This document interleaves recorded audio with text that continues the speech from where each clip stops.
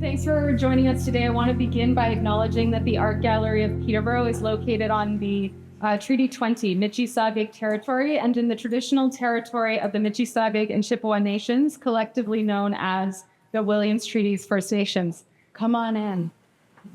Which include Curve Lake, Hiawatha, Alderville, Scugog Island, Rama, Beausoleil, and Georgina Island First Nations.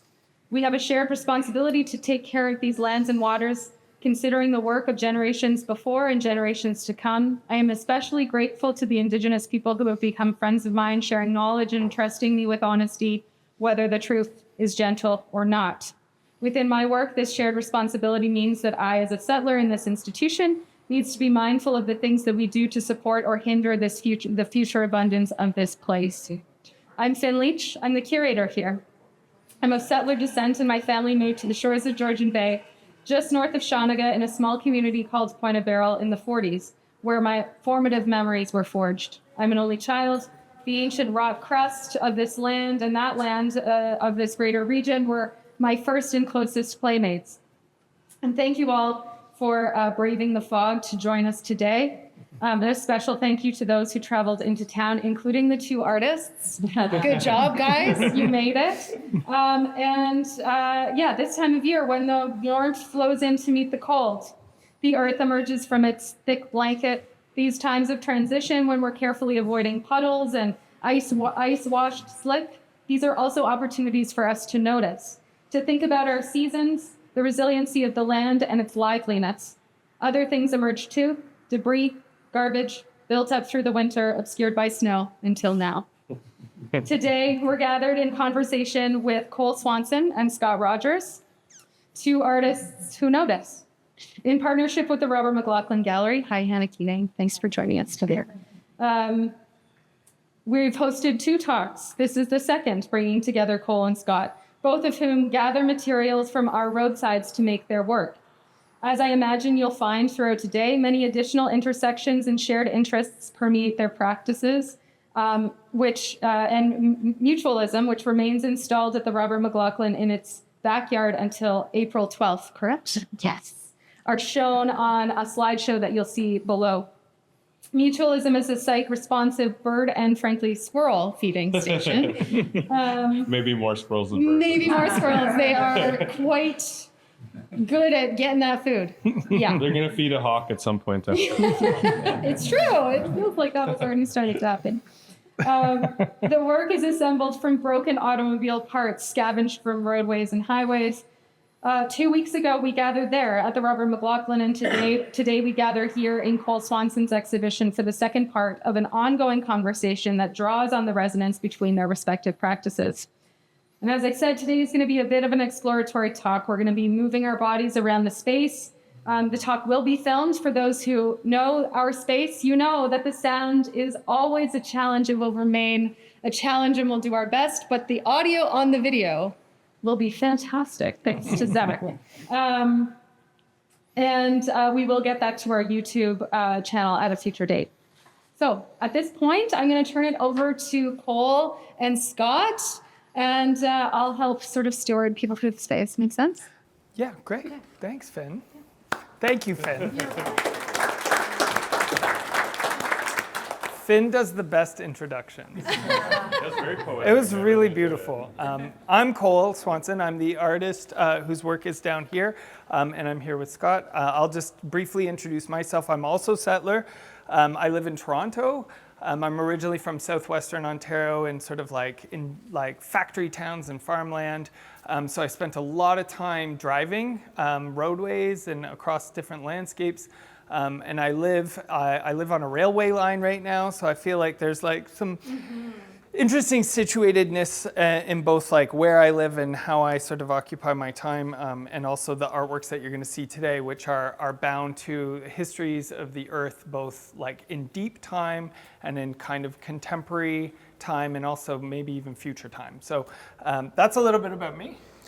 Thanks, Cole. My name's Scott Rogers. I am also a settler. I grew up in Mohkinstsis, Calgary, and have been living in Toronto for the last 2-ish years. Before that, I was living Glasgow in the United Kingdom for about a decade.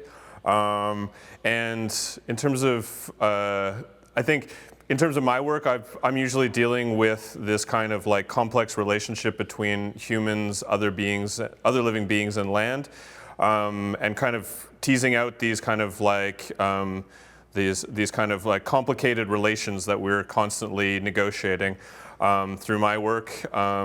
And I think a lot of my work deals with birds particularly. I'm very obsessed with birds in general, but that kind of expands out to like larger questions about how we relate to the environment that we live in, and the sort of politics and economics of all those things as well. And I think in terms of like Cole and I's relationship, we actually met through a kind of interesting studio sharing process where my partner, who has had taught with Cole in the past, heard about Cole having a studio space available for a short term.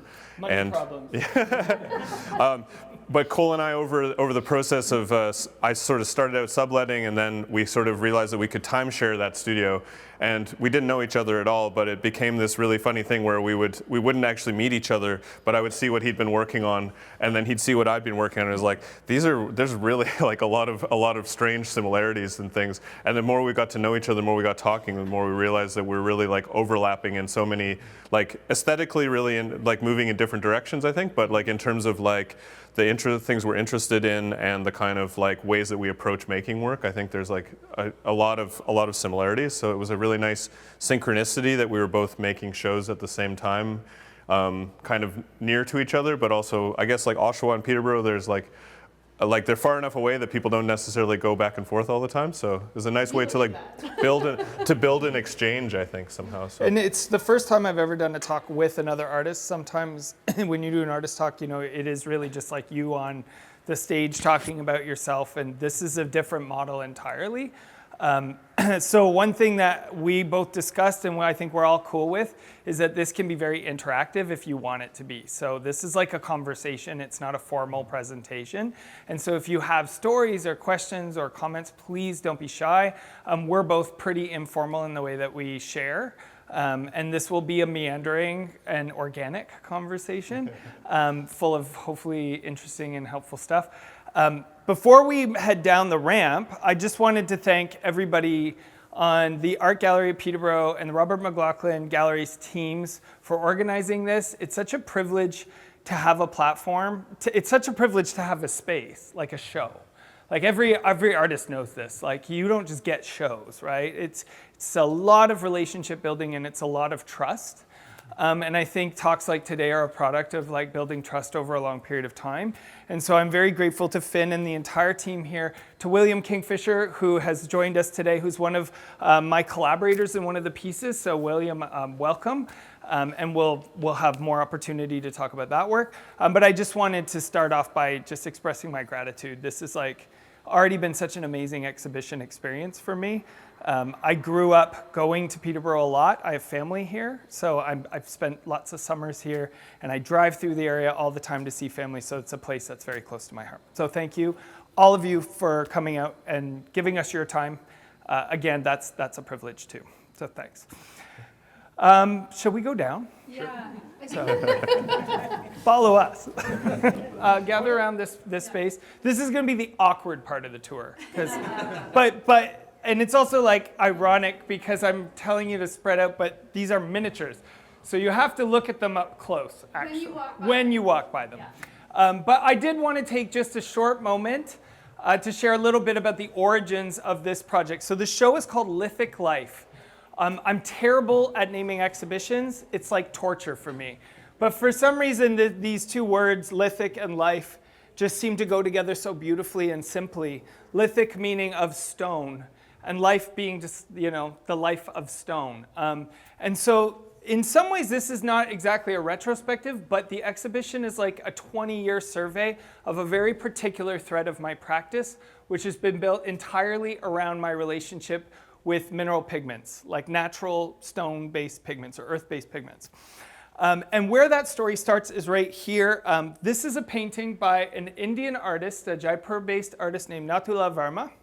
He is a scholar in natural pigments, and he is the man who very generously taught me how to miniature paint back when I was in my 20s.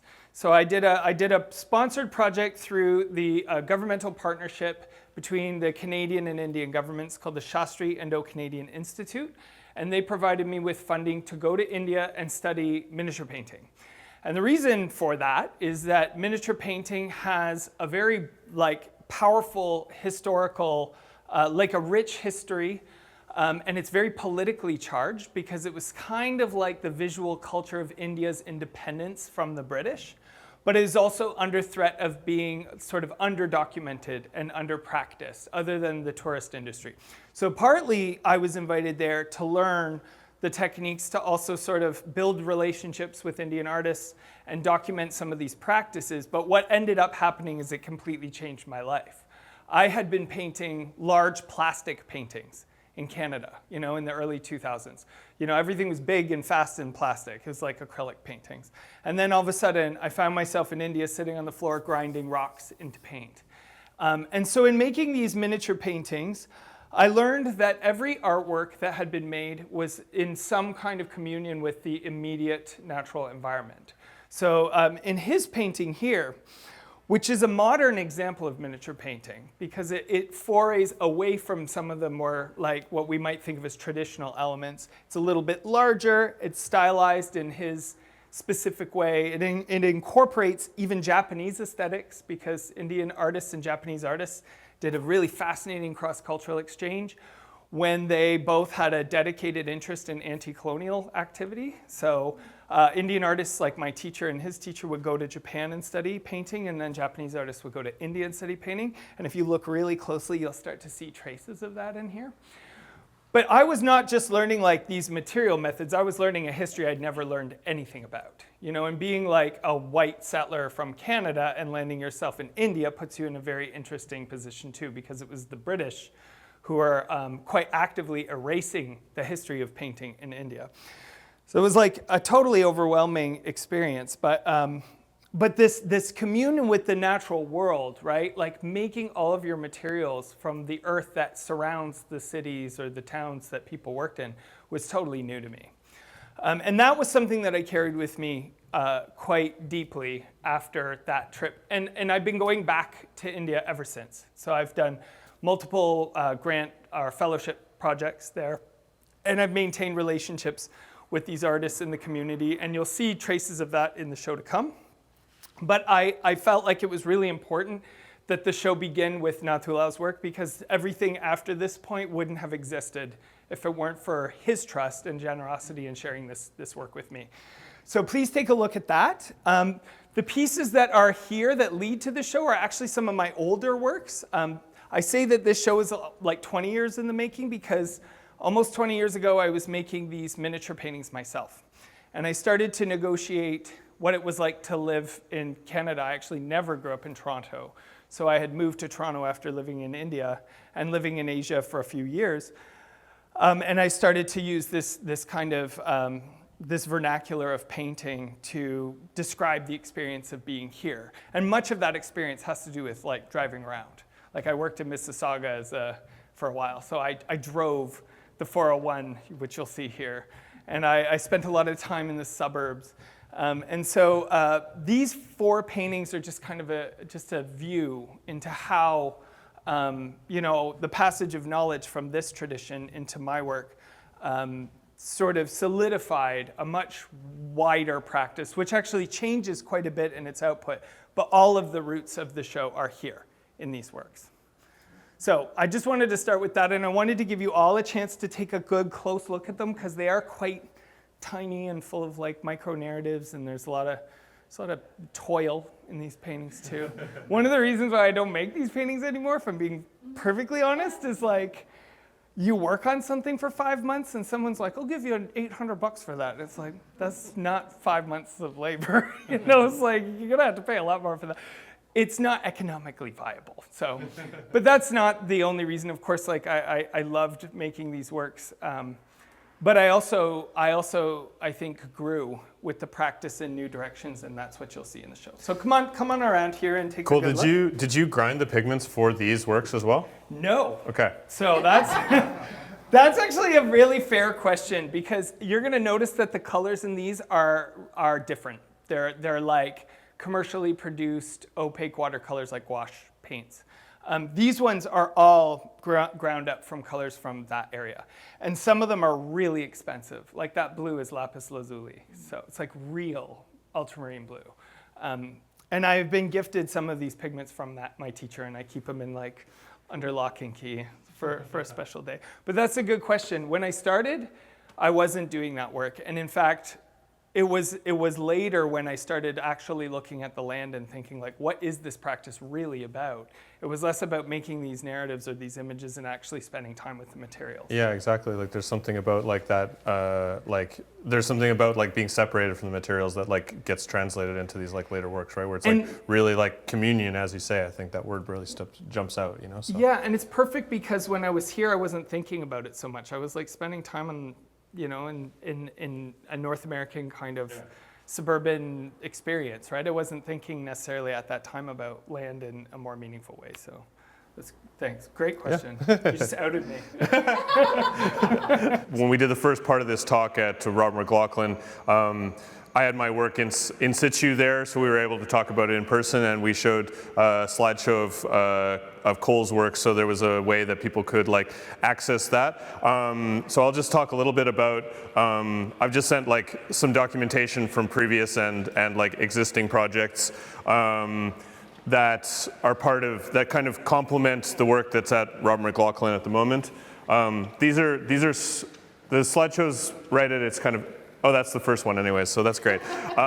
So I've made work using automobile parts for like about 8 or 9 years, and this has mostly taken the form of sculptural interventions.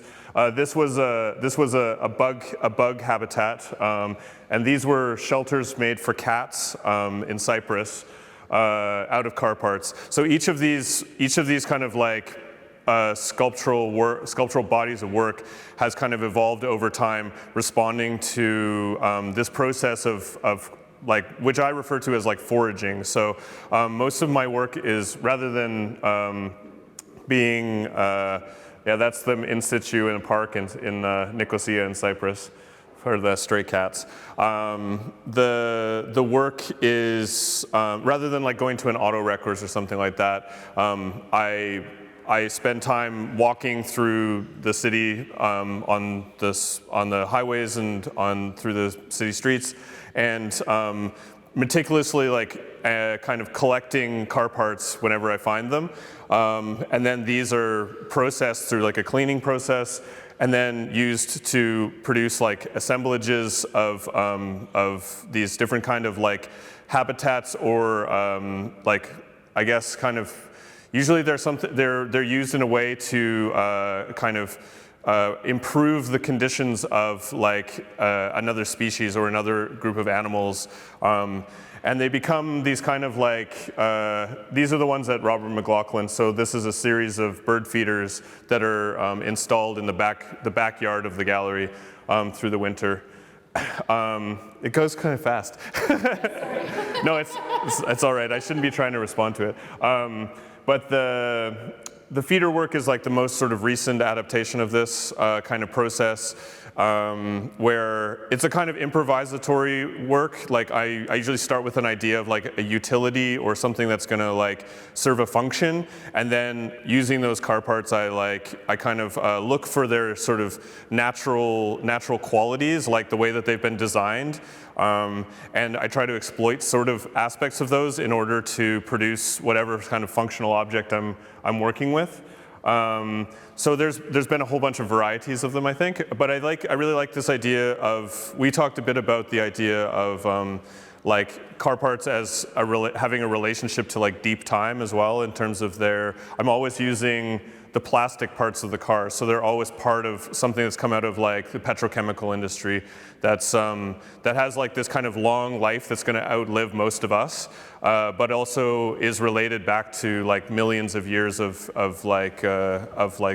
back to the dinosaurs, really, right? So there's this kind of like deep time aspect of them, but also this relationship to the kind of like destructiveness of like automotive culture in this way that is like both like it references the kind of violent destruction of these automobiles, but also it finds like new possibilities in this material that would otherwise be like probably just sent to the wreckers. So yeah, I don't know. Hopefully that's a good introduction about it anyways. So, and these are actually, the smaller works are actually like parts.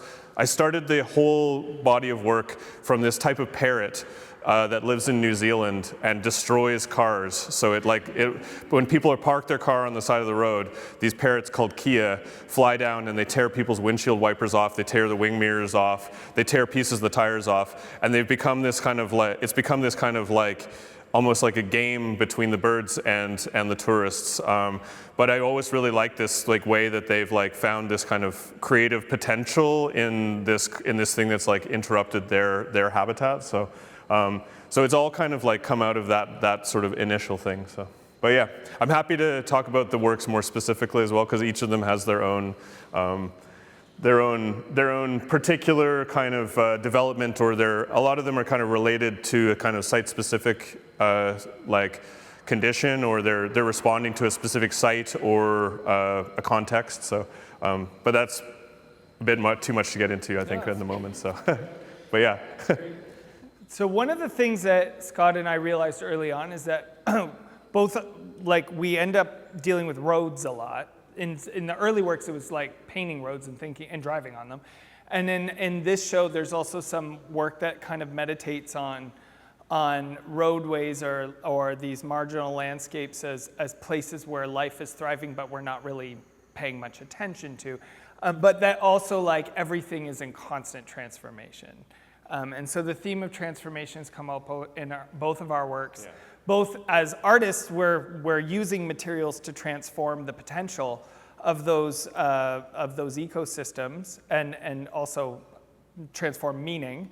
And I guess in my work, like, one of the ways that this happened early on after the miniatures, this is me doing a segue, I don't know if you noticed that, was this collection of earth murals that I started quite accidentally, actually. And that does connect us also to the roads, which you'll see later on with the piece that William and I painted together. But this wall here has 3 projects that I started. The first one in 2017 was the first earth mural I ever did. And the context of that is interesting. I was invited to an artist residency in an island in Brazil.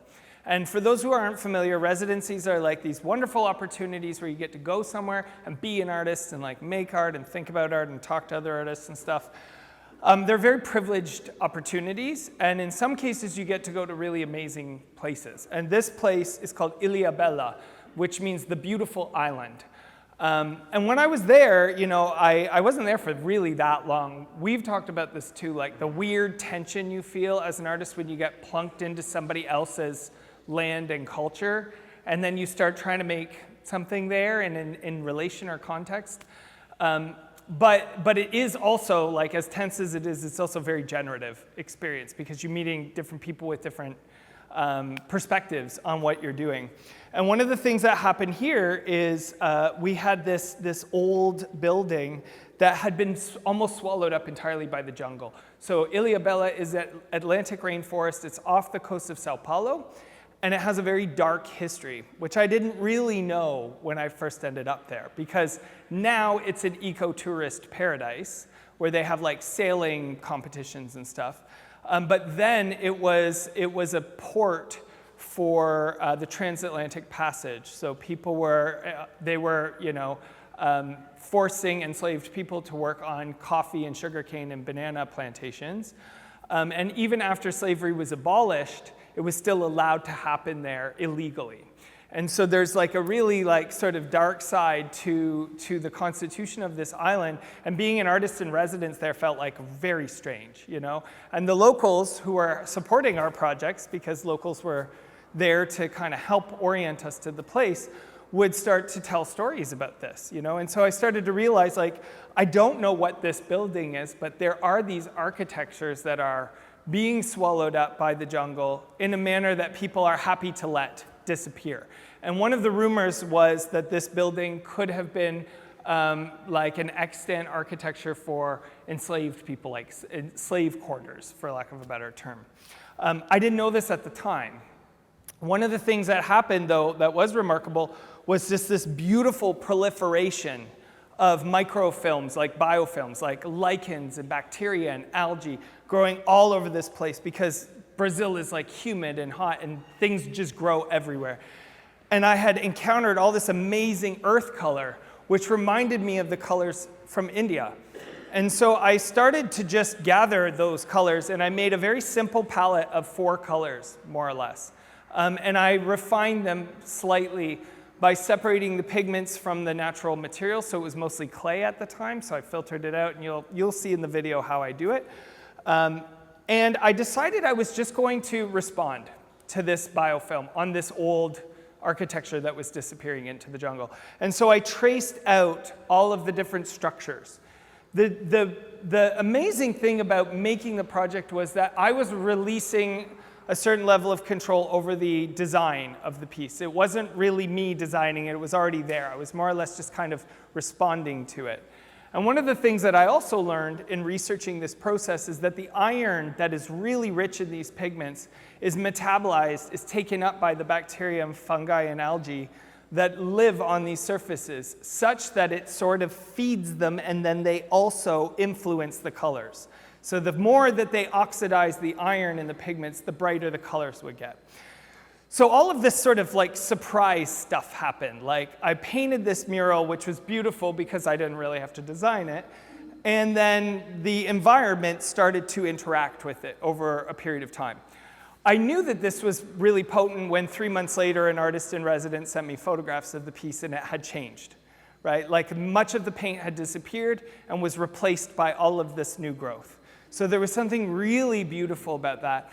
And then, when I started to learn more about the historical context of the space, I also started to realize that I was inadvertently drawing attention to a building that the government there didn't want people to be paying attention to. And so even though it wasn't, from my perspective, a political act, it ended up becoming something. It was something to look at, as opposed to something to sort of ignore. And I think that's something that happens in the show a lot, is that in doing this work, we're making certain things visible just by interacting with them, by attuning to them. So without going on and on about that, there are 3 projects on the walls here. The second one is a collaborative project. I returned to India, the same place that I've been doing this work, and I had 40 or so community members of all ages join me on an old rooftop in the old city of Jaipur, and they participated in the very same process and illuminated this rooftop in all of its biofilms, and it was this beautiful kind of collaborative artwork. And then the day we finished it, the monsoon started, and it washed away in like 5 seconds, and everybody was super happy because we were waiting for the monsoon. It was like the summer, and it was super hot. So there was also like this democratizing effect like to this work, like anybody could do this, and that was beautiful too. Like it's not something that I had been sort of accustomed to, is like more or less teaching people how to work with the material, but that's sort of letting them go. And the interesting thing between this piece and this piece is that you can see the traditions of Indian folk painting, where people are painting on the floor often, make their way in as a sort of like aesthetic vernacular into this exercise. So it's kind of like this beautiful coming together of different cultures and biocultures and material all like at the same time. And then the final piece there on the wall is on a mountainside in a residency in the Pyrenees Mountains in Spain. And this particular place I was attracted to because the village is called Ferreira, which means iron. And so this whole mountain was full of iron, which meant that it was full of color. And so I had struck an agreement with the Center for Art and Nature in the village there to come and do some work there. And so that was the first time I had actually worked on a mountainside. And it is like these projects that more or less provide the foundation for the new murals that are kind of keystone works for this show. So that's, and then this thing here is just putting this material in the space. Partly from an aesthetic perspective, I knew you were gonna look down, so I wanted to put something on the floor. But it was also because there's a lot of documentation in this show, so it felt important that the materials themselves ground your initial experience in this space. So you can kind of see that these are paints, but they're also earth. They behave really beautifully, and there's so much variance in the way that they behave. Each pigment behaves very differently. So you gain some appreciation for the materiality of these colors that I've talked about throughout the show. So that's this work, and I welcome all of you to again interact with it. But how's it going? I was going to ask you, Cole. I mean, maybe this is something to it's maybe something that will come up later as well, but I think we've talked a bit about this idea of a tension between collaboration that is where collaboration starts and ends in terms of talking about working with a living organism that is going to affect the way that the work is versus working with a community to paint a work. I mean, I think we kind of have a sense of how we feel about that, but I feel like it's an interesting kind of conversation to have a bit. It's a really good question because people will often say, with this work and also work in other areas of my practice, that I'm collaborating with nature, and I've always found that word really tricky because a lot of the time I don't have any way of, there is no obvious agreement between me and the so-called collaborators. In some ways, it's there is something happening. I'm putting something out into the world, and there is an energy transfer, some sort of engagement that happens on both or more than both, innumerable sides.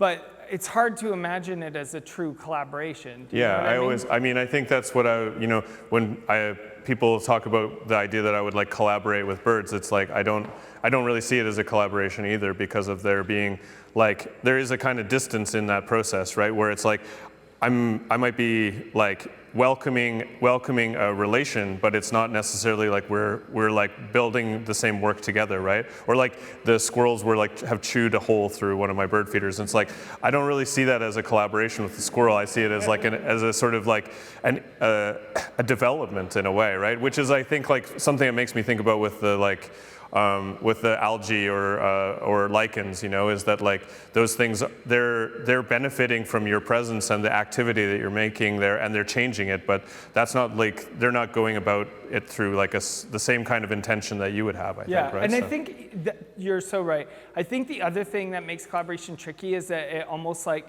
presupposes that there's a sense of who the collaborators are. And when you do a lot of this work, you realize that there are so many things alive and engaging that you can't possibly wrap your head around. And so it is not a contained form of collaboration at all. It's more it's just influencing some kind of change. And ideally, the change that you're influencing is more generative than destructive. Generative, although even that can be argued. I did a project with invasive Phragmites, which is this big grass that's proliferating throughout the region and is a kind of colonizing agent in the same way that the colonial passage and incursion into lands is sort of mirrored in the transfer of this plant into North America. And there's a level of responsibility maybe in actually doing something about these plants because they're so tenacious and they're so powerful that they are actually compromising the biodiversity of some certain regions. And so in that project, we killed a lot of them, right? It was a killing project in a way. And so how do you call that a collaboration? When you're murdering a bunch of plants. But there's in effect it is I think the better term is it's a transformation, right? And maybe what we grapple with in doing any kind of nature-based, for lack of a better term, nature-based work is the ethical space that you're entering into when you do it. Because even I said, going into Brazil and not knowing anything about this place and painting on a wall and not even knowing what the building is puts you in a dubious ethical space. sometimes it's really uncomfortable, and you just sort of have to accept that is the case, and if you learn that the work that you're doing is, again, more destructive or more, I don't know, perpetuates a kind of destructive system, then you have to change the work you do. So it's a process of learning too, I think, without getting into the weeds too much. Yeah, and I think like even if you're not aware of that, it still means you have a responsibility, right? There's a relation, especially in like a place like this residency context, like as you're talking about, it's like you can't just walk into places and like assume that your knowledge is going to like overlap perfectly with like something that you don't know anything about, right? It's like you have to spend a lot of time, like that's what the process of doing this is in a way, right? Is like actually like spending time learning about all those things as you're like doing this process, right? So you learn as you do it. Yeah. And I mean, one of the things is that you can think about if you're interested in nature-based work is like, what is like thinking about timelines, like. The one thing I think we were talking about is just, you were talking about deep time, like to make this show possible required billions of years to make the rock faces that I painted on, millions of years to make the pigments that I could harvest, hundreds of years to develop the techniques like that are embedded in making those paints. And a few years of me being on the planet to sort of mobilize them in this way. And then a couple weeks of like talking to Finn about how we're going to get this township in North Kawarthas to give us permission to paint them, which could, yeah, so there's like and then of course there's the future timeline that you don't even know about, right? When you put the thing on the wall and you let it go, and it's like, what happens? It just kind of changes the future, even though it's so subtle, even though it seems so small. It's like, it's a transformative process more than anything. Yeah, and I think that's one of the things that's interesting about like going back to like gratitude to institutions in this way. It's like, from my point of view as well, like making this work at Robert McLaughlin that's outdoors and is like, there's a lot of unknowns, and like the ability to accept that things are going to change, and that changing is actually like part of the, like, there's not a predicted outcome. It's actually like we're making these things that set up maybe propositions, but we don't know what's actually, like I had no idea the squirrels were going to chew a hole right through, The same as though like you don't know that just to go back to that one, but you don't know that the pigments are going to do that until you actually see it happen, right? And that's like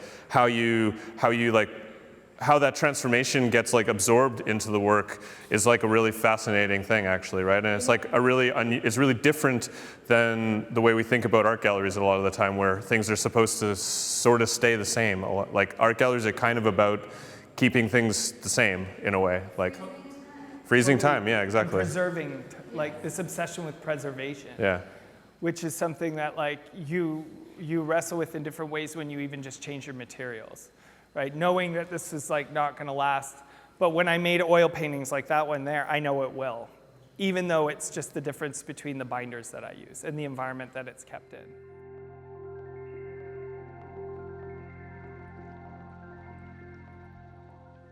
So hopefully you've had a chance to walk around and see the different sort of bodies of work. I mentioned that this is like around 20 years, but much of what's in this space is sort of post maybe 2017. So maybe the last 10 years. And there are like these obvious moments where artworks talk to each other. In sort of in a progression. I remember having a friend, I was really struggling. Those 3 oil paintings at the back wall, the yellow ones, which I call the 3 graces, because they're like the 3 nude female, divine figures in Renaissance painting, except I like kind of turned them inside out and whatever. Not intentionally, it just happened. I was struggling with those. I couldn't tell what the hell I was doing. Like, why was I making copies of these very spontaneous miniatures, which I had started during the pandemic? And one of the things that he said to me is, it's really interesting to go to an exhibition where you're seeing an artist travel like through a process, as opposed to everything in the show being like a product, like a coherent product. And that was sort of how I was educated, at the time in my undergrad. I remember it was always like you have a body of work and you do 10 pieces and whatever. And so I really loved that because it allowed me to imagine this show as a series of processes that are all informing each other, rather than an end point. Like there is no real end point here. It's just all work that keeps going. So with that in mind, there is a bit of a timeline here. Of course, I spoke about the earth murals, but these miniatures here on the left wall, which you can see, are my re-entry into miniature painting. And so instead of making these narrative pieces like I made in the hallways, it took me a good long while to go back to miniatures. And there were a lot of reasons for it. I was feeling a little bit tense about being, frankly, I'll be honest, like being like a white person making paintings that seemed to respond too closely to like an indigenous Indian painting form. Even though, you know, I had sort of maintained a long and I think generative relationship with the artists in India, it felt important to me to pause that particular kind of practice, but not give up on it either. Like this is something that's actually really tricky. I think as we start to reckon with our own privileges and our histories and how those narratives are changing all the time. And I think a lot of artists, like I can speak for myself, really struggled with that, you know, a sense of our own situatedness within the broader context of these public and important ethical debates. So it wasn't that I ran away afraid of that form of painting. I had this deep love and respect for it, and it inspired me in a myriad of ways. But when the pandemic happened, I was going through a series of transformations like all of you were. And then other shit in my life, if I'm being perfectly honest, was like blowing up. And I found, now I'm just being really real with all of you. I found like a kind of catharsis. Somebody described them as cathartic. They're kind of cathartic in just making work that was actually fully embodied, fully material, not based in research, not based in like a thesis, because I do a lot of research-based work as well, and letting these materials that I had developed such a long relationship with, frankly, kind of have a little bit more control or agency in the generation of like images. And so really, these are very simple in a sense. I use this traditional paper called wussli, which is four sheets of very thin paper that we wheat paste together and we burnish with glass. And that paper is amazing. It's the best paper in the world for you paper files out there. Because you can put hundreds of layers of color on that paper. And you polish it with glass. You flip it over and you polish the back. And it's flat and smooth and beautiful to paint on. So I use that. I use the traditional squirrel hair brushes that we use in miniature painting, which are handmade brushes. People ask me about them a lot because there's this myth that Indian miniature painting brushes have one hair. They don't. They have quite a few hairs, but it's the way the hair curls to a point. And in order to get them, they have these little squirrels called gilehri, which are these gray chipmunks. They are actually like big gray chipmunks. And we give them a little drugs, and then they fall asleep, and then we shave a little bit of their tail. And then this is true. And then you bind them in this traditional way. Now, I am not a master brush maker, but I have a really funny story. My teacher in India, I went back a few years after I had started miniature painting here, and I said to him, I really want really nice brushes because you can't get them anywhere. And he was like, okay, I'll arrange a visit. And so a brush maker came to the house, and I'm not even kidding you, he had like a coat, and he opened the coat and the brushes were in the coat, because they're illegal. He was a brush dealer. They're illegal because it's a domestic species. And they weren't killing the squirrels, actually. They don't kill the squirrel because the squirrel should be alive, otherwise the fur is bad, but also because they don't want to kill the squirrel. But there was this covert brush operation, and I thought it was a joke at first, but they were like, no photos. I never learned the man's name, but I got a really nice stock of brushes, and I keep going back to India and getting these brushes from this guy. And you'll notice that the brushwork is like so beautiful, and it's not just because I know how to do it. It's not my technique. It is somewhat my technique, but it's the brush itself is just this magical tool. Like, it's so beautiful. And so I couldn't give up on that, you know? I had to go back to it. And when the pandemic happened, I let go of the imagery, I let go of the narratives, and I let the material start to just like kind of take take the driver's seat a little bit more. So all I did was create this aqueous space, water, and then these minerals. And one of the things that dawned on me as these very strange and beautiful and grotesque images started to come out was that the materials I was working with are the same things that are in our bodies. Iron, carbon, calcium. Like that's what those colors are. Bones, blood, flesh, water, And so there was just this kind of like synchronicity there that really, really impacted me when I started to realize like that's what I am, When I die, that's what that's still what I am. Is this? I hope I do. I'm putting it out here officially. If I die, you can all grind me up and make paintings out of me. I'm totally fine with that. But that kind of like these processes which centered maybe the material above all things, and meditations, I call them meditations because the act of making them was meditative, but they also just kind of kept pouring forth all of this elemental wisdom, for lack of a better term, produced the other works that you see here, which are responses. So in the three golden paintings are actually three copies. I sort of returned to my Western painting practice of mimicry. I don't know why I did it. I think I wanted to see them larger and in oil, but it's the same minerals. And this painting here, which one of the last works that I made, is a response to some of these painted collages, which I have on the back wall on the other side.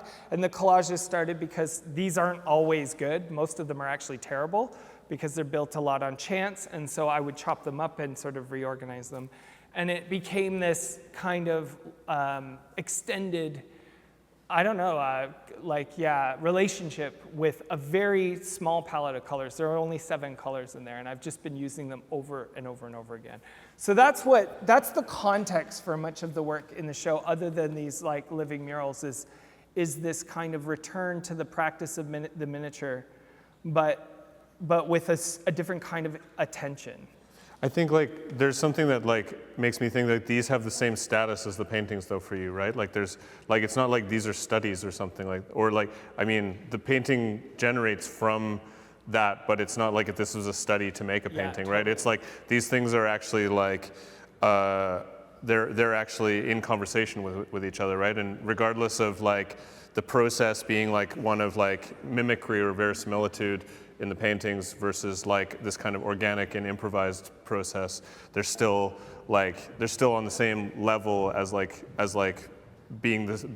having equal kind of value or something. Yeah, like that. It's funny that you say that because in many ways when I started making the oil paintings, I actually thought the oil paintings were subordinate to these.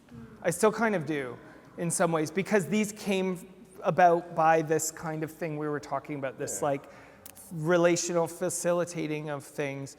But then as I kept making the oil paintings, something different started happening with them, and then they started becoming their own thing. And as I started making them, like I see them now as in relationship to each other, and I appreciate them much more. It's like the thing about making art, I'm sure that a lot of artists feel this way, is that like it's not like you like make a painting and you're like, wow, I did it, amazing, it's perfect.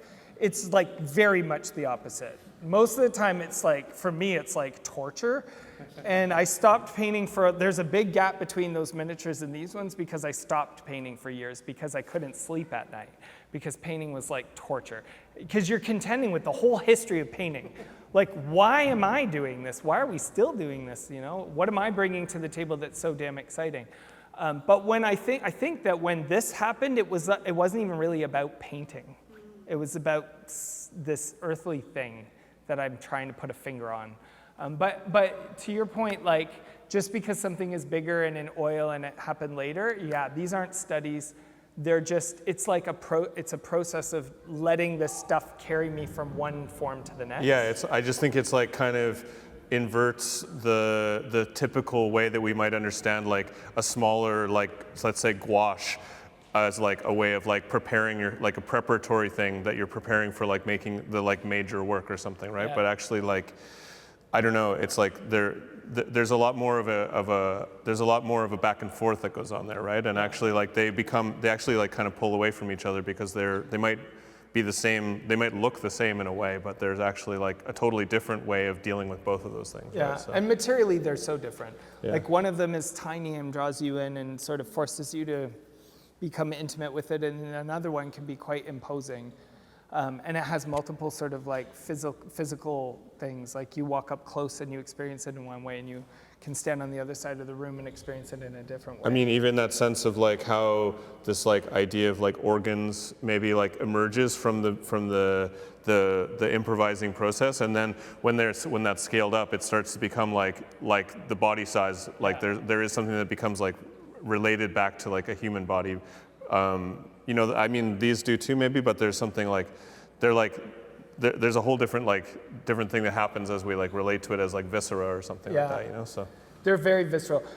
You know, I'm gonna come out to you all. I'm gay, and I don't really make a lot of gay art, whatever that means, but there was a lot of bulges and a lot of holes and a lot of things that came out of this artwork, and I think about that a lot as like this sort of, in some like way, reusing the same materials that's in our flesh and whatever, and sort of like creating a field in which they can sort of randomly differentiate, is also an opportunity for me as the person who takes the line and pulls those forms out to bring a little bit of the unconscious forward too, right? Like there's a little bit of the unconscious in there, and some of it's pretty gay. You know, there are some really gay ones that are not in the room right now, but I'm gonna save them for a show, for sure. Round two. Yeah. yeah, like an erotic show or something. Yeah, like an that, erotic maybe. show. Yeah. So Scott, you do a lot of work with roads. Yeah. And I think that Good segue. This is not my first talk.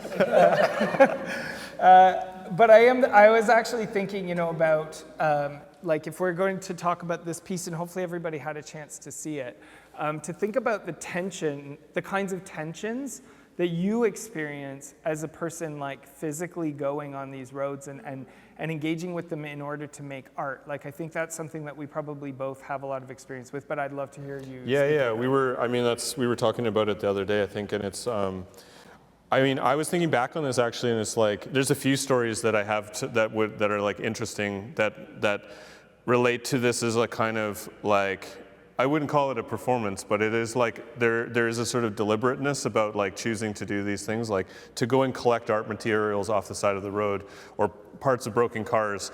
It is going to like draw a type of attention that isn't really like people are not going to expect that, right? And I think like well, one, it like people I think are uncertain about what your motives are, because it does seem to like, but it's also like a liminal, like it's a space that's really uncomfortable as a human. Like there's like the edge of Lakeshore in Toronto is like not a nice place to hang out, but it's like I hang out there. But I think about like there's a few things, like growing up in Calgary. I grew up in the suburbs, and I was a stubborn teenager, and sometimes the bus service was worse than walking a lot of the time, so I ended up walking along the sides of like major roads to go to school, because it would be faster to walk than to actually like try and take the badly organized Calgary Transit.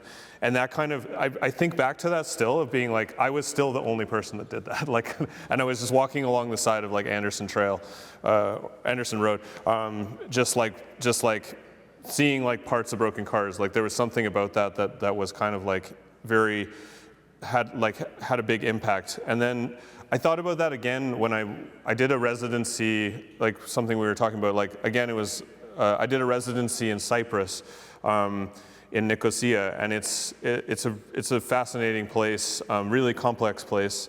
But the thing that I was walking, I always like walking. It's just a way that I like experience the world. Like I feel like this way that you can absorb the environment that you're in a way that's like that allows for a greater level of attention. Actually, like that's one of these things about walking in places where people don't really walk, is like you notice things that go unnoticed because there isn't anyone that actually sees them. Like on a busy road, everyone's driving. They don't actually see what's on the side of a highway, right? So, but in Nicosia, I was walking in the city, and a friend of mine in the first few days was like, "Oh, what are you doing? Like only foreigners walk." And I was like, I thought like, oh, well, I am a foreigner, so like I should walk. But then I was like, oh, right, that's actually like referring to all the migrant workers that live in that work in Nicosia as like, like servants basically, or construction workers doing like very low menial work. And they're all the ones that can't afford to drive cars, so they're like the ones that walk on the side of the road. So it like really sets you into this position of like the people that have to walk on the side of the road are always in a position of like kind of fragility, or like there's a kind of like risk that's maybe not one that you wish to be a part of. Like I'm kind of choosing to be in there, but like that space is one that's occupied by people that are in often very difficult situations, you know. And I think it also like suggests, I think what we were talking about as well is like it also suggests a sense of illegality. Like you are probably like that thing of like people don't know what you're doing. Like they do sort of assume that what you're doing is not what you're supposed to be doing when you're on the side of the road. So yeah, they're not really spaces that are made for like humans. Like, and when we think about the ideal human, that's not what roads are for. Roads are for like the ideal human to travel. And by that I mean there are lots of people and more than humans that find themselves in a less than human or a dehumanized space. And so they end up, you know, inhabiting roadways and these marginal, like they're the margins. But also I think like there's the thing that like they say this about whenever people talk about you know, oh, it's only a road, like through like a place that's like ecologically sensitive. Like, but there's this huge evidence that like when you as soon as you put a road in anywhere, it actually like changes everything about the ecology right away. Like it's like an instant change, and it's also an instant change to the life of the people that live in that place before the road was there, right? And roads are used in this way that's like so. Like they're carved through communities, they're carved through, like, I still think of, like, I lived in Glasgow for 10 years, and a lot of people would say, like, Glasgow, this was a common phrase, like, Glasgow wasn't bombed during the war, it was bombed by planning. And it was like, all of the, like, working class neighborhoods in the city were places that whenever roads were built, they were built right through places where working class communities lived. So it was this way of distributing folks away from their like centered communities and usually putting them into kind of like new towns on the edge of the city that had no amenities. And it's like, again, it's like a lot of this is like happening in the context of somebody like J.G. Ballard, who's like writing books like Crash and like Concrete Islands that are all about the sort of dehumanization of roads, you know? So there's for me, it's like this thing, it's like just like doing that thing, it just connects to these huge, much bigger, really interesting ideas, you know, so. Yeah, and it's funny that you talk about the alteration that a road can have, because especially in a place like as vast as Canada, like the nation, as we think about it, like we spend a great deal of time on roads, but we're not necessarily attending to those experiences very closely. We're sort of flying through them at like high speeds. And so the piece that is actually in the photo here, which is the piece that is the video behind us, started because of a sort of a repeated experience I had every time I was driving to go see family. So I would drive up to Bancroft area and then past Bancroft toward Barry's Bay. That's where the family is. And we would hit a moment, you know, on the highway where it would start to change, the topography would change, and you would start to see these beautiful outcrops of rock. And I would be the one in the car with the family that's like, wow, look at that rock. Like, oh my God, look at all that iron oxide. And nobody in the car cared, right? It's not that they didn't think it was beautiful, but they're like, it was like, you know, they'd seen it 1,000 times. And it had dawned on me, you know, over the years of having this repeated experience, that there was something really special about it. Like I was constantly beckoned to not look forward toward the road, which is where we normally look when we're driving, but like to really, really try to pay attention to what was happening on the sides of these highways. And when I had the privilege of driving by myself, because sometimes you have to be alone to do this, I would pull off the highway and I would go and I would just start to look at these beautiful outcrops full of color.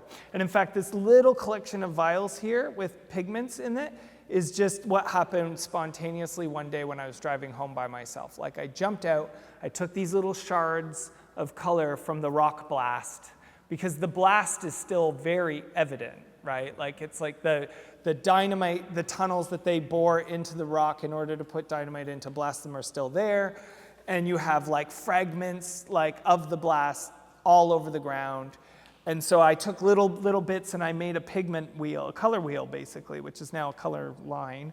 And I was amazed, like look at the diversity, like in one single, this is right by Apsley, Ontario, which is not far from here, it's about an hour, not even. And it just was this thing where I thought, this is like amazing that this is here, but we don't see it. And then reading about it being Precambrian Earth, some of the oldest Earth on the planet, like billions of years in the making, like older than the modern continents, and we just blast through it and drive through it, and it just seems like such a really messed up like kind of experience to just not notice it. It seems so like almost like a kind of desecration that we live with because we're humans and we go to point A to point B or whatever. So I ended up spending a lot of time thinking about that as well. Because it's like an abstraction, right? When we produce, like treating that as like an obstacle makes it turn into something that we're totally alienated from as where like its history, it's like the time span of its production, all those kind of things, right? Yeah. So, yeah. And it's funny, like the space of the road between these rock blasts, and if you go up toward Georgian Bay, like one of the videos I made is actually in an island in Georgian Bay, and a beautiful ribboned form of earth called Precambrian gneiss. And it has this like gorgeous quartzite and all of these minerals in it. But if you go up in that direction, you'll see like walls of ancient rock blasted away, like huge caverns. Like this is not small stuff. This is like a massive extraction project in order to facilitate things like, of course, like habitation, but beyond that, like the cottage industry and all of this stuff that's happening. So with this project, there was a desire to sort of take what I've been doing all over the world and like think about it more about just the land that I am traveling through all the time, like the land where that connects me to family and place. So I had spoken with Finn about putting a project together, and Finn had recommended that I meet William, who's here with me today. William is an artist himself and a curator and has a great deal of experience and interest in the petroglyphs, which are the indigenous rock carvings.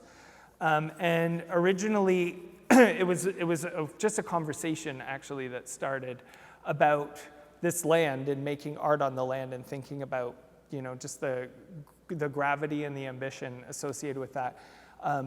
And I don't want to ever speak for William, but I will say that like it was, when we got together, it was a really interesting and very quick formed relationship where we had this shared love of both the land itself, coming from our own respective experiences, and then also just like an interest in like working with materials together. So we started to like bind some materials in this space. And then I got really philosophical and I started carving holes in the wall and like making white out of the white of the walls of the gypsum. And then we went into the basement and I carved out part of the foundation of the building because I'm like, actually this is rock too, you know? But it is, you know, and somehow the like white cube sort of defies the sense of what it actually is, which is its nature abstracted into this so-called empty space. And then created like this palette of colors that we could use in making this painting. And so we were really lucky. We had the support of a guy named Edward Hilton, who has worked for the the township of North Kawarthas. Thank you. And I need to talk about stuff like that because these kinds of projects are so dependent on building positive relationships with people. Like we wouldn't have been able to do it if Edward didn't like take the bait and like really run with it and really advocate for it. And they facilitated this opportunity for us to paint on the side of a highway. And just so you know, like you were talking about vulnerability, like it's dangerous. Like there are times where we were out there where I was like, that truck is going way too fast and way too close to us. So, you know, we had to be very mindful of ourselves. We were not in a traditional space. And we painted for 2 days using the same general like ethos of the painting. So reacting to that which is there. Responding. But one of the big differences I found in working with William is that this became less about me in a sort of solitary meditative space and more about a very active dialogue. So we spent 2 days talking and thinking about what we were doing. And this long and meandering explanation kind of goes back to the question of the road itself, which is this almost had its own, I don't want to say personhood, but its own presence. And we named it Split. And the title of the piece is Communicating with Split, Remembering Connections. And this is because the split is so powerful. It totally transforms the land and the ecology and the relationships that humans and more than humans have to that space. And we painted on both sides of it because there was this like really palpable absence. And what we wanted to do is just maybe symbolically, by painting these patterns that were already there, is to sort of bring them back together in some poetic gesture. While also talking and thinking about the other kinds of divisions or splits that have happened. You know, William and I are from very different backgrounds. William is Chippewas of Rama First Nation. I'm a settler. And so we had opportunities to even think about what it was like to be painting on the rock, like from our individual perspectives. And so again, I won't speak for William, but for me, it was a very, very complex and generative experience that felt like, I don't know, I'm super grateful for it because just the sheer number of relationships, like positive relationships that are built in doing work like this in the human world, and then hopefully, you know, the work that we did spins off some of those beautiful microbial relationships as well. Like that's really where the heart and soul of the piece was. But also I think... William, do you want to add? Yeah. Yeah, I think at that juncture, it reminds me, you know, you speaking, it reminds me of the many conversations that we did have. And, you know, my interest in the petroglyphs as well as the rock drawings. And here we are, you know, on the side of the road, you know, we had made these pigments and here we are painting on it. So it really created this dialogue about, like, what are we doing painting on, you know, these surfaces of the land? You know, there was similarities, but also, of course, differences. One thing that I really enjoyed was, well, you know, you talk about, you know, seeing the land and maybe, you know, rather than going through the land really quickly, it allows us to kind of, like the driver or the viewer of the land, to kind of maybe step back and be a little bit more conscious. But also, you know, thinking back about the rock drawings, you know, for instance, say Von Echo, those drawings were put on the rock, but they were figures. And they were mostly about, those are rooted in dreams, you know, for perhaps hunting and stuff. But here on these ones, I really enjoyed, we let the land, you know, tell us where to put we weren't drawing figures. We were just going along the land and trying to connect and appreciate that. And I remember at the very beginning of this project, you know, I know it wasn't a collaboration with the land, but we did set up a relationship of sorts. We did sit there and we talked, and we tried to be really deliberate. We did a bit of a ceremony to say, you know, this is what we're trying to do. We want to connect. We want to have a relationship here, and we're open to, you know, these things that come to us while we're out there. And we're out there for two long days, you know, and it was quite warm. That's the truth. You know, so it was trying enough to develop a little bit of a relationship. I mean, you know the land, I've been through there, of course, myself. But yeah, it was, you know, I'd like to think more about that. And I wouldn't mind, using those as spots for further discussions and ideas, because there is similarities. I mean, even if the rock drawings were about dreams, wasn't this about dreaming as well? Even though it was, not, particularly for hunting and animals, it was for other things. We were thinking about and dreaming of other things in this project for the viewer, as well as, what we could discover while doing it. And feeling like, I think, good, frankly, like feeling good in doing it, like there's like I think when you say dreams, it was like, I think when we're talking about remembering connections, we're trying to also remember like the things that bond us to each other and the earth, and the earth's constituents, like the bonds that maybe were there before but have been broken. And so there was like a goodness in the time and the conscious, I think, reflection that happens. That's the beautiful thing about these paintings, is that they're slow. Like making the paint is slow, bringing the paint there is slow, like make it like, I'm actually amazed we did this in 2 days. But William is a beast. Like you painted like whole, and it's actually, to point out, it's really interesting too. I mentioned this about the Indian collaboration that happened over there, but you can see where I was painting and William was painting. Like we still do bring ourselves to the work, right? Even though we're both tracing the lines and we're participating in the same act, there's a bit of us that comes through. Your lines were bolder, they were like, they had a different presence. Mine were in some way thinner, gentler, and more organic. And then what happened is, as we made the painting, our designs started to mingle together and entangle in each other. And that was like really so beautiful. Like I couldn't have made this actually by myself. Well, I remember coming there the first day, and we didn't have really any instructions. Like I didn't know. He just said, here's the paints, here's the brushes, and here's the wall. I really appreciate that, because it allowed me to kind of think, well, how would I do it? How would I, approach this project? Because there was a lot of elements to kind of overcome to start doing that. Yeah, there's a lot of like, it's almost trusting yourself and letting yourself go at the same time.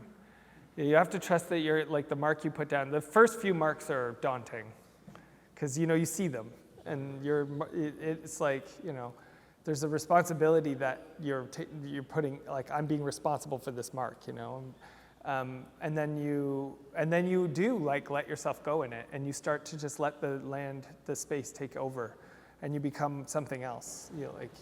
I was just, the thing I keep thinking about is that like kind of dreaming is like a transformative thing as a person as well, right? Like it's not just like transformation of materials, it's also like, there's like a transformation that happens as you make, in that sense, right? Like it's like, you're like becoming as you do this somehow, like. Yeah, and the nice thing is when you work, and there's other people involved too, not just William and I. Like we had a wonderful videographer, Colin C. Prasad, who made that film, who is also like an agent in it, right? Because he's recording it, but he's also interpreting it. And like the film is beautiful. I can't take credit for that film, except to say that like I trusted that Colin would sort of bring something of himself. And so actually the day was spent with the three of us, and then Finn visited, and then Edward would come, and then people would stop on the roadside. And sometimes like I remember the first guy was kind of like, what are you guys doing? And then by like 1 minute into the conversation, it was like he was all for it. I gave him a paintbrush. I was like, and so there was some element of, I would say like, again, it wasn't like everybody, I don't know if everybody loved it. I'm sure that there's a lot of, public art is very, very charged. It's a charged area. So I don't know how everybody feels about it, but all we can know is like the experience that we had in making it and connecting with people through the process, and it was really, really positive. Interestingly too, without sounding too romantic, like I've driven through that area like 100, 200, maybe more times, and I didn't know anything about it. You know, it's not just the rocks I didn't know anything about. It's like the town and the people. And then we spent time there, and now I know people in the town, and I know the schnitzel place, you know, the schnitzel place on the side of the road, you know. And so it's, yeah, there's something also like really lovely about that too. Yeah, I was thinking about the, like, there's that opposite, I mean, not to like shift it too much, but there's like that opposite side of like people's reactions being like I think we talked about like this idea that like maybe thinking it was graffiti or something, and it's like, that's so ironic when it's like made from the pigments, made from the rock itself, you know, it's like, yeah. Yeah, there was some like, online is like kind of a hellscape, right? Because it's so interesting how, so, you know, it's all about how the artwork gets sort of absorbed into one person's sphere and how it sort of moves through spheres and moves through online communities, right? The interesting thing about it is when the work gets taken up in that way, you get to see like society and its sort of multitudes reflected back on you. And that's what makes public art interesting, but also complicated. So one of the, like, there wasn't much negative feedback, but one of the sort of resounding claims was that it was just graffiti, and graffiti's bad. And that was kind of interesting, right? Because you're like, well, I think maybe like there's a valuable critique in there to be made, like what right do you have, Cole, to go into a public space and like make a mark like this? And and then there's the irony of it sort of being that it's made of the very earth itself, and the design is determined by the earth, and it's temporary and it will disappear. But I think what is interesting about it is just this idea that like, and I think you said it to me, you said this to me and I will never forget it. William said, "You're really brave to do this." And I was like, why am I brave? That was so naive of me. Because to go out and like do that in public and change the landscape is like a very bold act, actually. And I don't think I appreciated it as much until I did this, because I realized that this is a place where I live. I am a part of the ongoing conversation, as opposed to in these residencies where I fly in and I have my like, you know, month there and I paint a wall and I leave, right? I just sort of leave it behind. This is now already becoming like it's a discourse, and it's always changing. And so there is a certain level of like, I don't know if maybe risk is the right word, risk in doing work like this. I mean, there's an aspect that makes yourself like the focal point for something like that, right? In a sense, that's like, that like, I mean, that is kind of the risk, I think, in a way, right? It's like, but also it's like, I don't know, it's funny because that also like positions you to be able to talk about it, right? It's like that actually, like by enacting those things, it also allows there for that conversation, that like there wouldn't be like a discourse if it wasn't for like doing the project, right? Like that's how, like there has to be this kind of like process that like, that instigates, right, in some sense. Because like, it's funny, I was thinking about it, is like, people would be like mad about painting it, but it's like, this road was made by blowing this up with dynamite. like this hill was blown up with dynamite. Like, and you're mad about about paint on it? It's like it's a very funny contradiction to me as well, you know? So. I think it's also about, like I said, it sort of like, it teases out where the tensions or the problems in society are, like where they are. It's like things are always simmering under the surface, and sometimes all it takes is a little highway side mural to bring things to the, bubble up. And it's often about power, I think. It's like when somebody levels a critique on graffiti, they're sort of asking like, who owns this land, or who's in control of this land, or who has a right to it, And sometimes I think people feel a certain level of ownership. One of the things that I thought was really interesting about this is that, we spent 2 or more days, because we were scouting out as well, in the ditches, and you'll notice underneath the film there's like a line of trash. That's the stuff we picked up while we were painting. Some of it. Because we had actually cleared other parts earlier, and there's no doubt a lot more. But even that was like really interesting. Like you don't anticipate having this like kind of window into all of these aspects of society, and then all of a sudden you're picking up trash and you're thinking, okay, well, you know, it's sort of my responsibility to do this, and you line it all up on the wall and you're like, wow, there's a lot of drinking and driving in this community, you know, and there's a lot of, you know, and I'm certainly not making the show about that, but it's very interesting, right? You're like, well, this is a dangerous space, right? There's just count how many, you know, and so, you know, really any effort, I think, any creative effort that sort of seeks to plant itself somewhere in physical space, in time, in society, is going to have all of this, create all this opportunity for knowledge to come out. You know, and I guess as artists and the people who work in the arts and as experiencers of art, it's up to us to choose like which threads we decide to pull. You know, how far do we take this narrative?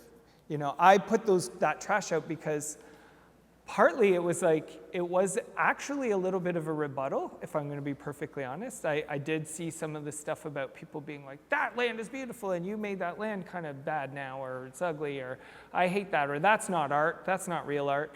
And, you know, and it was a very specific kind of group of people. I'm not going to talk about who it was, but then ironically, like the neglect of that land, you know, it was ironic. It was like, you know, you seem to care about this, like, this us occupying this space, but there's also like a distinct lack of care everywhere in this space. Mm-hmm. And I think that's partly what the project is also talking about. Like, what is the split? It's like an artifact of a kind of lack of care. And I think what we're trying to do is reorient our energy somewhere more generative. Yeah. A lot of art critics. Oh, yeah, a lot of art critics. Hey, I welcome it though. Like, I was like, somebody told me that when somebody steals your artwork or where they're all complaining about it online, that's how you know you're like a real artist. So.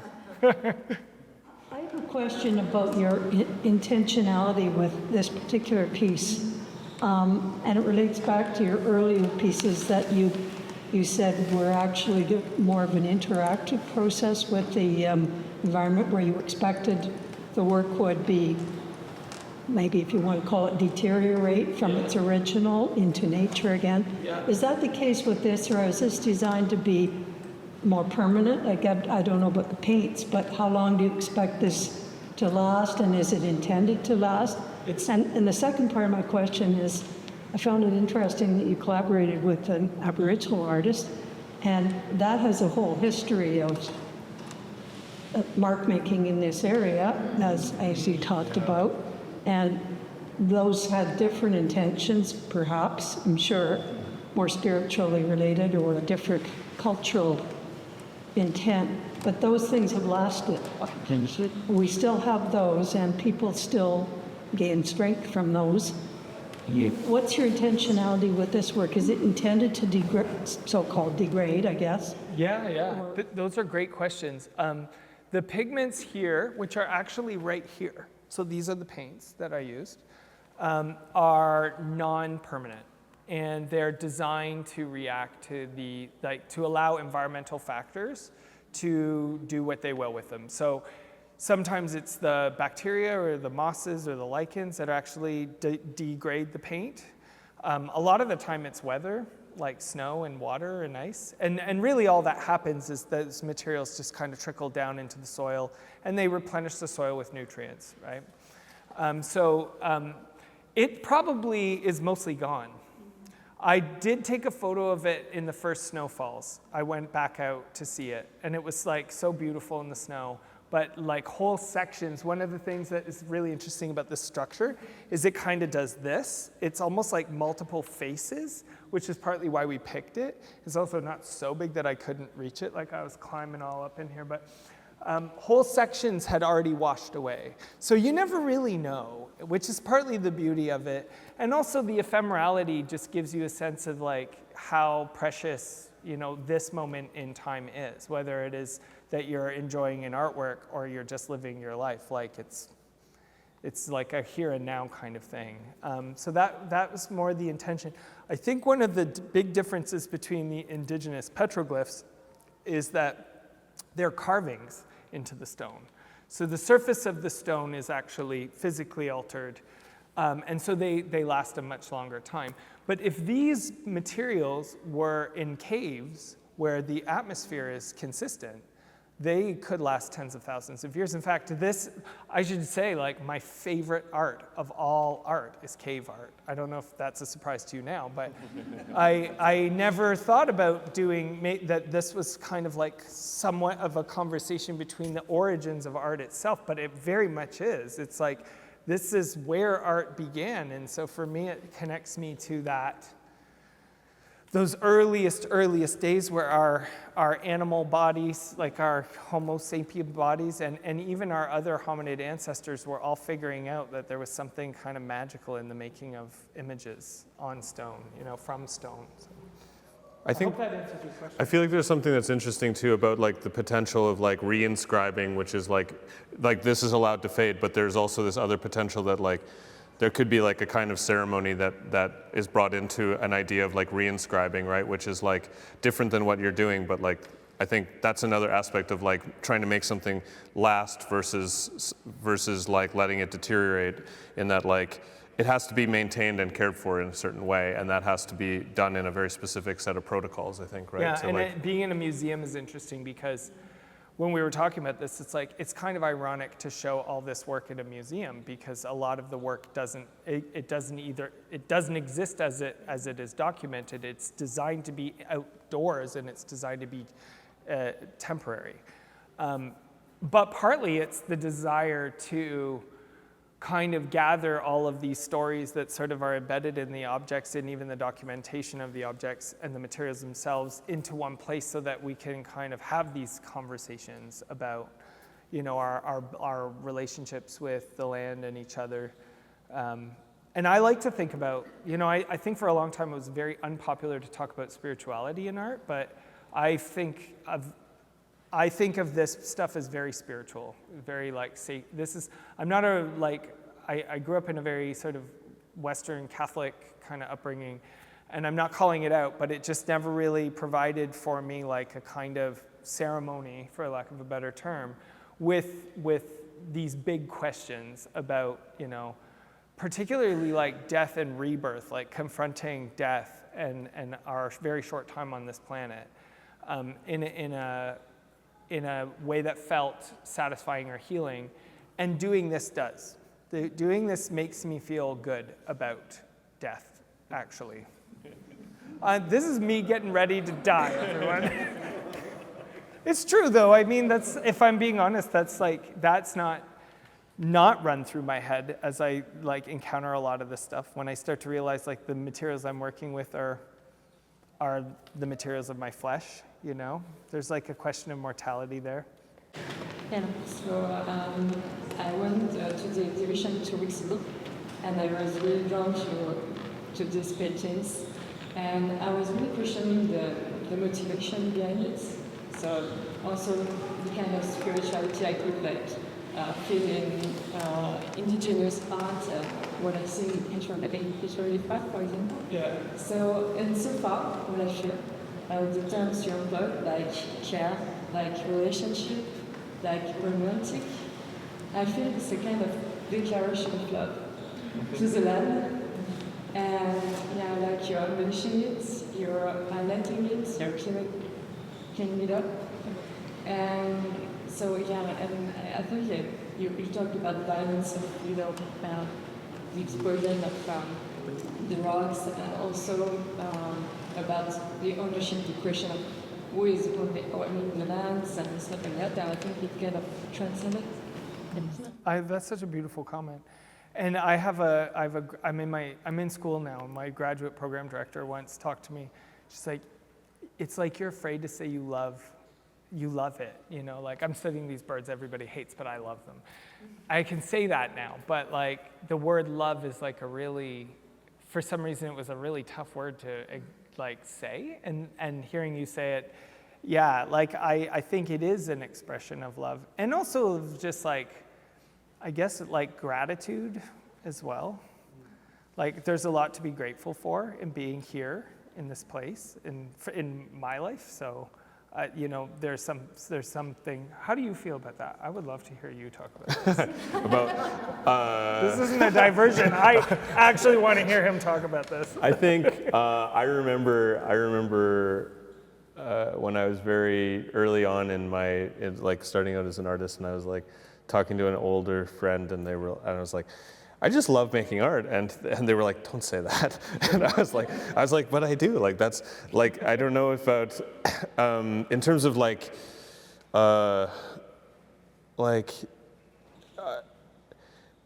in terms of like my relationship to nature, it is sort of like that. But it's like there's something about it that's like.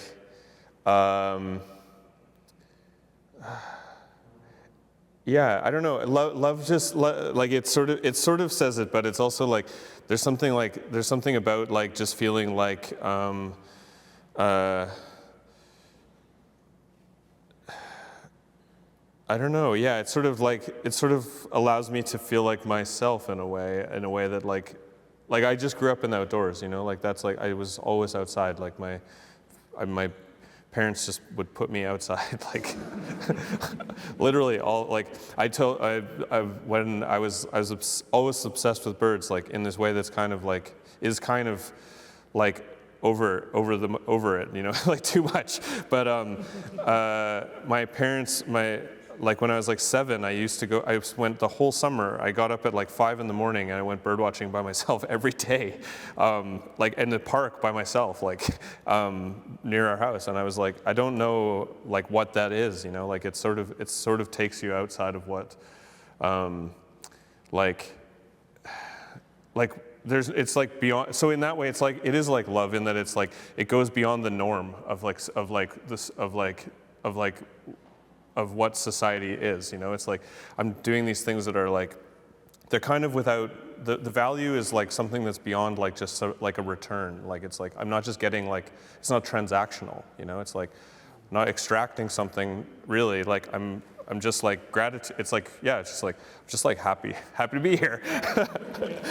But I don't know how to explain it. It's a very tricky one. But I do think it's like something about how it like goes beyond just like a typical kind of like sense of like exchange or something like that. There's like it exceeds exchange somehow, and that's like kind of I don't know. That's what it would make me think about somehow. So and in that way that's kind of what love feels like to me too. It's like an exchange that exceeds an exchange, you know. So that's great.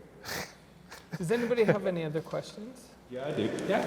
I find the work at the Rathway, that's your earlier work, where you need a microscope to see the detail on it. It's incredible. To making things that wash away in rain, pretty epic of a change. You've kind of touched on it a little bit. You said you couldn't sleep, and then you had to give it up. But could you kind of connect those two things a little bit? Yeah, well, on the one hand, something I realized is that I only really had 2 modes, and it was either the miniature or the monumental. And I'm not sure how that happened, it just happened. So in some pieces, I've actually sort of kind of combined the two. And I think, again, sort of it just felt really natural to me to like pour myself into something that I sort of like almost care for or nurse in this like tiny little form. Maybe it's that I never had kids. So I don't have kids, so like I'm like doing this sort of nurturing thing on this small scale, and then there's this also this impulse to kind of like I think, well, in some ways I think it's reactionary. So to answer your question maybe a bit more clearly, is that there's a lot of like attempt in those early miniatures to really control and almost in some ways subordinate the materials into doing what you want them to do. And it's like an extreme version of it, right? Because painting those razor sharp little lines, those straight lines, like there are very difficult techniques you have to master to do it. You're not putting a pen on a ruler and drawing. You're touching the tip of a brush to the paper and floating it on the surface just so that the line doesn't waver, right? And so there's extreme discipline involved. And the materials are being subordinated in this way, where they're expected to respond, you know, and there's a kind of obsession with mastery that I think happens. I grew up playing classical music, so in some ways it actually feels a lot like classical music, which is very beautiful, and I can feel proud of it, but it's also like torture, you know? And then the shift away into these more like transitory or ephemeral works where I could not possibly care about how good the line is, you know, like how perfect the shape is, was liberating in a sense, because it was a means of, in a lot of the ways, these earth murals was a way of kind of contending with the ego. I mean, there's still ego in them, I'm sure, but the ego that is built in a certain kind of painting. Painting is like, you know, especially when I as I was educated in post-secondary, it was like, you're studying a lot of dudes in the Western world who are like geniuses, you know? And so like the whole practice seemed to just be like charged with all this ego. And then when I went to India, it was really interesting because those paintings that were being made were collaborative. So they would have 6 or 7 artists that were all making one painting. So one person would do the portrait, one person would do the foliage, one person would do the illumination. And I never really got to work that way. But when I caught myself getting really like sort of trying to combine the like extreme perfectionism of the miniature painting along with some of the like trying to build a career and I was in my 20s, that's why I could paint that small. I don't think I can do it now, my eyes, like glasses now. It was like worth losing sleep over. And I like those paintings for what they are, don't get me wrong, I really value them. But I feel like the obsession with control that is required in order to make work like that is something that over time was not, like, frankly, like spiritually or emotionally or psychologically sustainable. Yeah, so that's the truth of it, you know. But while I can still appreciate them for what they are. And I have so much respect for the miniaturists in places like India where they are laboring over one painting for 6 months, you know, like especially some of these really ambitious works. Like if you ever do have the privilege to go to a place like Jaipur in India or Udaipur in Rajasthan, and you go to these artist studios, it will blow your mind. But I am not them. Like I'm not capable of doing what they do over the long durée. There's so much discipline involved. It's so incredible. And one of the other things that I'll say about those miniatures is that to talk about the difference between my ego being imbibed into my works versus their practice is that a lot of them are making copies of paintings that have been copied over and over and over and have minor contributions of the self. And that's like a very different kind of art, right? It's not about building up a reputation as a famous artist in the same way. It's like more like an intergenerational participation in a set of ideas and spiritual practices and beliefs as manifested through painting. I couldn't work like that here, you know? So I think maybe this is a long answer, but maybe what's happening in here unconsciously is me trying to strip away some of that obsession with control and ownership and the ego associated with it. And I think when I say I was losing sleep, I really was. Like when you start losing sleep over a painting, nobody needs you to make a painting. It's not, you know, nobody else is losing sleep over your painting. So this was like, when I say these were cathartic or in some ways emancipating, it's in those ways, you know? And I think maybe that's why I've conceded a certain level of control to the materials themselves. And then I can do my weird obsessive stuff, right? Like make oil paintings about them after. I don't know. I hope that answers the question.